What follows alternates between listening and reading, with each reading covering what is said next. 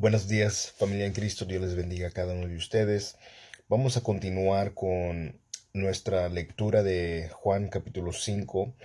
Hoy vamos a continuar desde los versículos 10 al 18, donde vamos a hablar, ah, donde los fariseos tratan o quieren censurar a Jesús, llamarle la atención por el bien que él hizo en el día de reposo. Entonces, vamos a ver lo que nos dice esta lectura el día de hoy en el nombre del Padre, del Hijo y del Espíritu Santo. Y dice, versículo 10, San Juan capítulo 5, por eso los judíos decían al que fue sanado, es día de reposo y no te es permitido cargar tu lecho.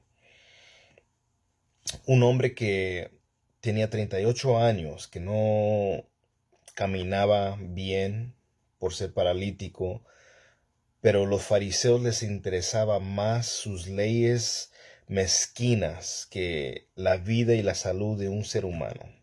Ese era el problema que ellos tenían, ponían énfasis, y es más, la palabra de Dios no enseñaba el no hacer el bien, sino lo que enseñaba era tener una reverencia a las ordenanzas de Dios de acuerdo a sus propósitos. ¿Cuál fue el propósito en la cual Dios instituyó el día de reposo? Bueno, pues Él quería que las personas, los seres humanos, descansaran.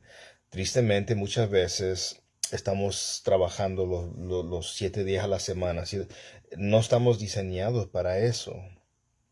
Es importante el descanso y más que nada, sobre todo, a descansar en Dios, a poder, ¿verdad?, hacer el bien, porque muchas veces cometemos el error de creernos superiores, de creernos y nos hacemos muy religiosos para seguir normas y es más mandamientos de hombres y pensamos que eso nos va a dar un lugar especial en el cielo y al contrario, es más importante obedecer a Dios, es más importante el amor al prójimo, es más importante, y ese es el problema hoy en día que muchas veces vemos nosotros que queremos juzgar, queremos criticar, queremos mandar al infierno personas que creen diferente a nosotros,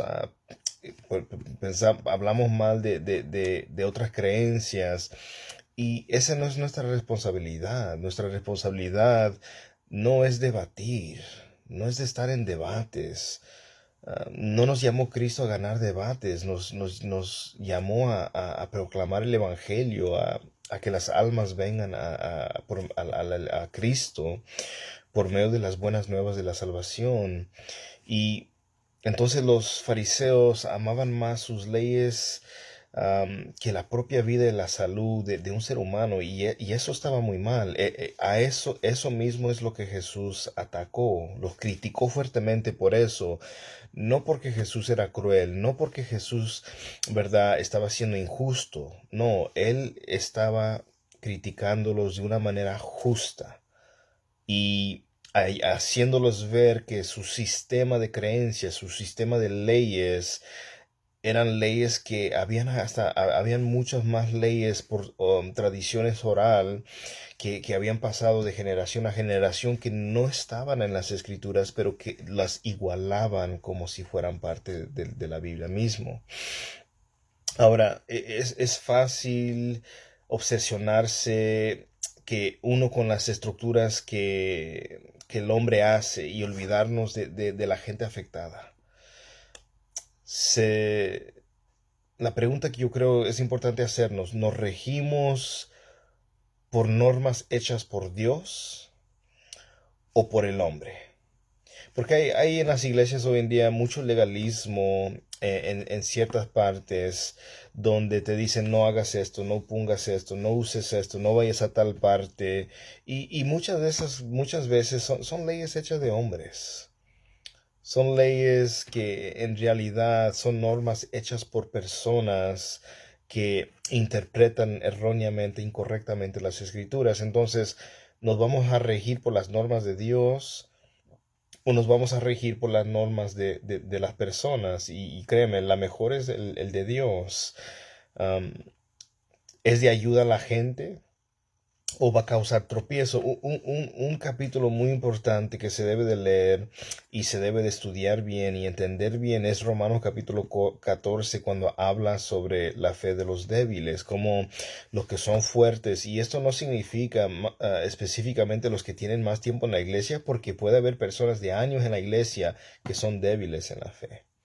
¿Por qué razón? Porque no se nutren en la palabra, no se saturan en la palabra, no hay comunión, han descuidado las disciplinas de la oración, del estudio, la lectura, el ayuno, el servicio, y están ellos en una situación en la cual está débil su fe, no han crecido, están estancados, y algunos quieren juzgar, no, pues no deben tener servicio los sábados, porque, o debe de ser los sábados, porque ese es el día del Señor. No, los domingos, los que tienen servicio los domingos, esos son herejías, y etcétera. Y Romanos 14 claramente dice, mira, para el que quiera hacerlo el sábado, bien lo puede hacer el sábado. El que quiera hacerlo el domingo, bien lo puede hacer el domingo.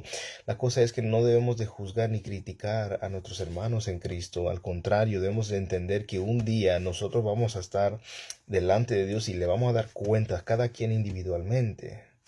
Eso es muy importante tomar en consideración. Entonces, las normas por las cuales me rijo, ¿son de Dios o son del hombre? ¿Son de ayuda a la gente o son de tropiezo? Causa tropiezo en las personas. Eso es muy importante considerar. Versículo 11 nos dice, pero él, hablando, el paralítico está hablando, pero él les respondió, el mismo que me sanó me dijo, toma tu camilla y anda, toma tu lecho y anda. Y le preguntaron, ¿quién es ese hombre que te dijo, toma tu lecho y anda? Él no sabía que era Jesús. En ese momento él no podía contestar y decirles, Jesús fue.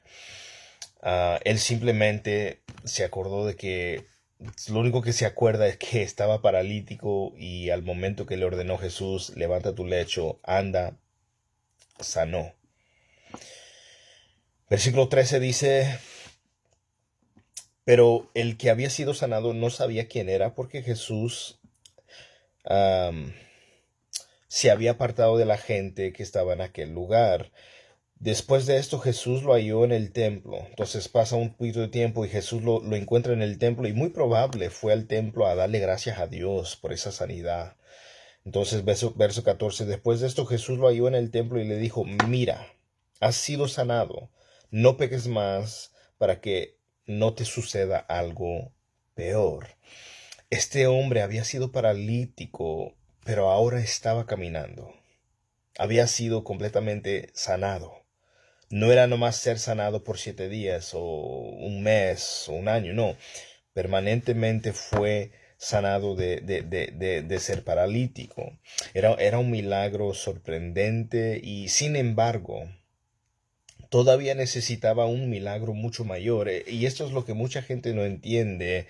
Hay personas que se enferman de una enfermedad grave, terminal, ¿verdad? Y creen que lo único que deben hacer es pedir que sean sanados. Y yo estoy en contra de que se predique o se enseñe muy bien, ven, Dios te quiere sanar, Dios te quiere sanar.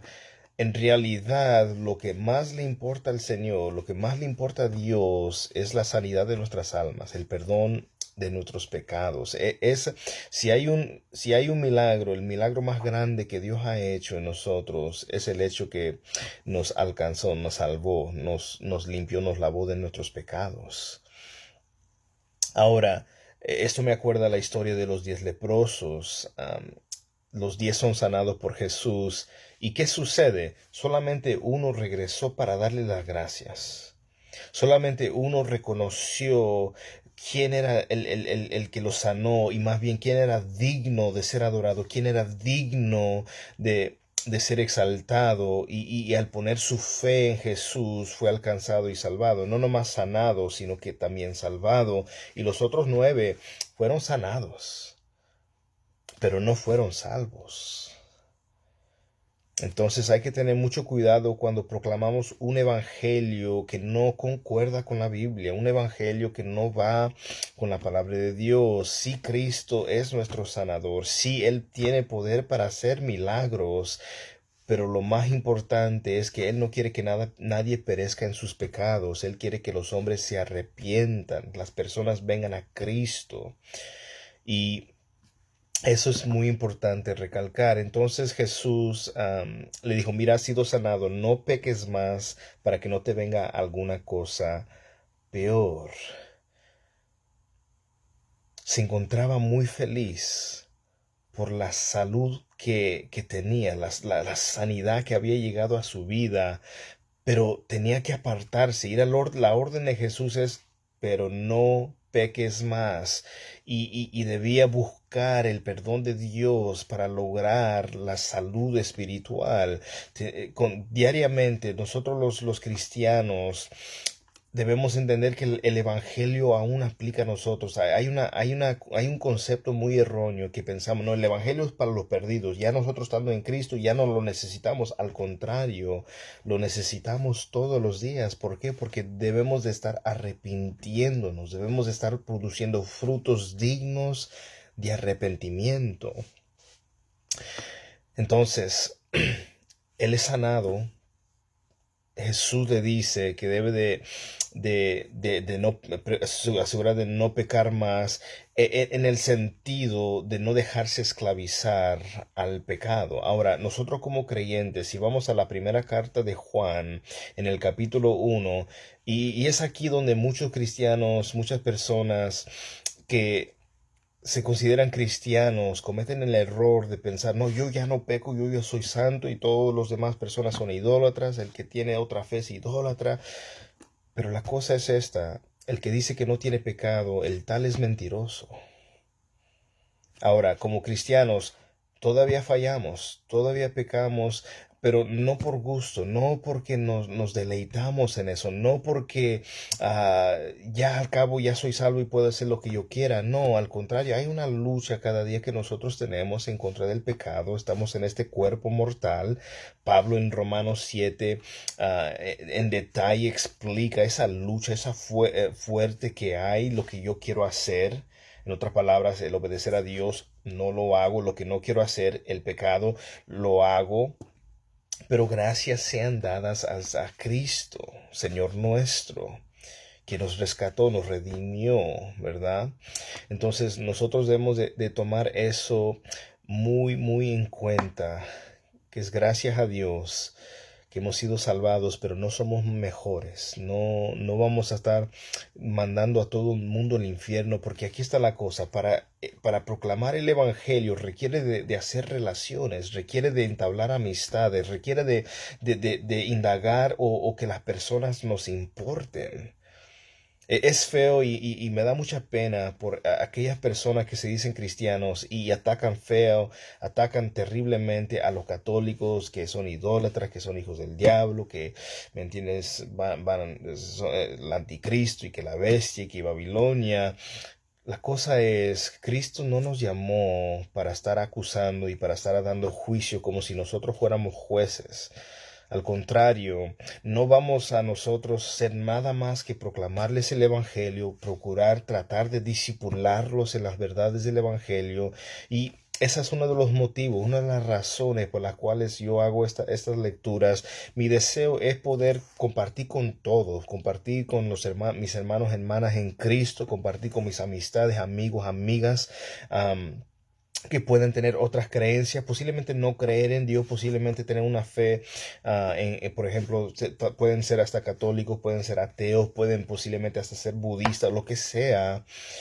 Mi deseo es interesarme por ellos lo suficiente para compartir la palabra de Dios, que sabemos que es la verdad, sabemos que Cristo es el camino, la verdad y la vida. Versículo 15 nos dice: el hombre se fue y dijo a los judíos que Jesús era el que lo había sanado. Y a causa de esto, los judíos perseguían a Jesús porque hacía estas cosas en el día de reposo. Él inocentemente, como ellos querían saber quién fue el que te sanó, él inocentemente fue, hey, mira, fue Jesús, él me sanó. Los líderes judíos presenciaron un milagro poderoso y al mismo tiempo una regla quebrantada, una regla de hombres, no de Dios. Desecharon el milagro para enfocarse su atención en la regla quebrantada, porque para ellos era más importante la regla, la tradición de hombres, que el milagro operado en la vida de este paralítico de 38 años, que estaba como paralítico, que fue sanado y completamente. Pero es posible que cerremos el paso a los milagros por limitar nuestras ideas con respecto a la forma en que Dios puede obrar. Por eso es tan importante cuidarnos del legalismo. Y esta es una cosa que ha sido enseñado, que en las cosas de Dios debemos procurar un equilibrio. Debemos de no ir ni muy al extremo, de decir, no, se vale de todo, haz lo que quieras, éntrale a todo, al cabo ya eres salvo, ya oraste la oración de fe, escribiste la fecha en tu Biblia, ya puedes hacer lo que quieras. No, la evidencia que hemos realmente nacido de nuevo es que hay un cambio de vida. No somos perfectos en ninguna manera, pero hay un cambio drástico, hay un cambio radical. Los deseos viejos, las cosas del pasado que hacíamos, ya no los hacemos. Todavía somos propensos a pecar, somos propensos a fallar, somos propensos a cometer errores, tomar malas decisiones, pero el Espíritu Santo que mora en nosotros nos guía a toda justicia, a toda verdad, nos convence de nuestro pecado, nos guía al arrepentimiento, si en verdad somos hijos de Dios, como dice Romanos. El Espíritu da testimonio a nuestro espíritu de que somos hijos de Dios, si es que en verdad tenemos el Espíritu del Señor en nosotros, si en verdad somos hijos de Dios. Entonces debemos de tomar eso muy, muy en cuenta. Mantener un equilibrio, no ir ni a un extremo ni al otro extremo, de que no puedes ir aquí, no puedes ir al cine, no puedes ir a la playa, no puedes ir a tal parte porque es del diablo, esto es del diablo, todo es del diablo, ver al diablo en todo, y le dan más poder de lo que realmente tiene. Entonces, lo que nosotros debemos entender, ¿qué es lo que Dios pide de nosotros? ¿Qué es lo que Dios quiere de nosotros? Él dice que Él quiere que seamos misericordiosos, que hagamos justicia. No justicia parcial, no una justicia, ¿cómo se puede decir? A nuestro gusto, no, una justicia íntegra, una justicia recta, justa. No nomás lo que nos gusta a nosotros no, que sea justa. Verso 17 dice, pero él les respondió, hasta ahora mi padre trabaja y yo también trabajo. ¿Cuál era el problema aquí? Bueno, el problema es si, si Dios detuviese todo tipo de trabajo en el día de reposo, la naturaleza caería en el caos, el pecado se apoderaría del mundo. Sabemos que Dios en Génesis 2:2 dice que Dios descansó el séptimo día, pero esto no quiere decir que dejó de hacer el bien. Jesús quería enseñar que cuando se presenta la oportunidad de hacer el bien, no debemos pasarlo por alto. ¿Recuerdan la parábola del buen samaritano? Iba un sacerdote y pensaría, bueno, el sacerdote se preocuparía la persona herida. No, así lo pasó de vista. Viene un levita, piensa, oh, no, pues este sí le va a ayudar también. Lo pasa de vista. Llega un samaritano. Recuerden, los samaritanos eran considerados traidores, eran considerados como, ¿me entiendes? Eran despreciados, odiados.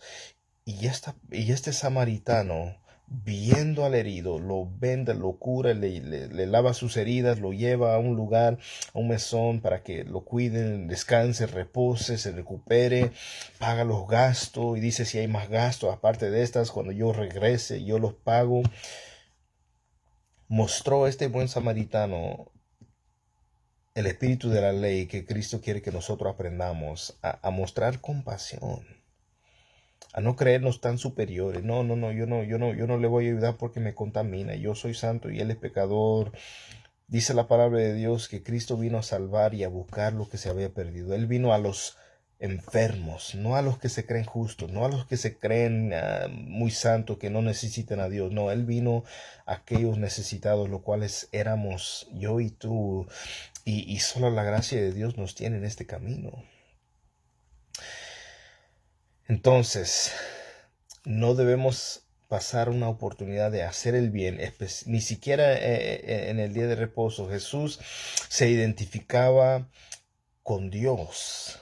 Mira lo que dice el versículo 18. Por esta causa los judíos aún más procuraban matarle, porque no solo violaba el día de reposo, sino que también llamaba a Dios su propio Padre, haciéndose igual a Dios. Jesús se identificaba con Dios, su Padre, y no cabe duda de que afirmaba ser Dios. Jesús no da lugar a la alternativa de creer en Dios mientras se hace caso omiso del Hijo de Dios. Los fariseos también llamaban Padre a Dios.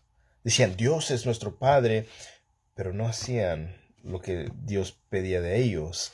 Pero se dieron cuenta de que Jesús declaraba tener con el Padre una relación singular. Como respuesta a la declaración de Jesús, los fariseos les quedaban dos alternativas: creerle o acusarlo de blasfemia, y escogieron acusarlo de blasfemia. No quisieron creer. Él vino a la humanidad, a los suyos, vino a la humanidad. A los suyos vino, más los suyos, los de su nación, lo rechazaron. Pero todo aquel que en él creyera, le dio la potestad, el privilegio de ser hecho un hijo de Dios. Que Dios me los bendiga, que tengan un excelente día, un feliz viernes y un fuerte abrazo para cada uno de ustedes.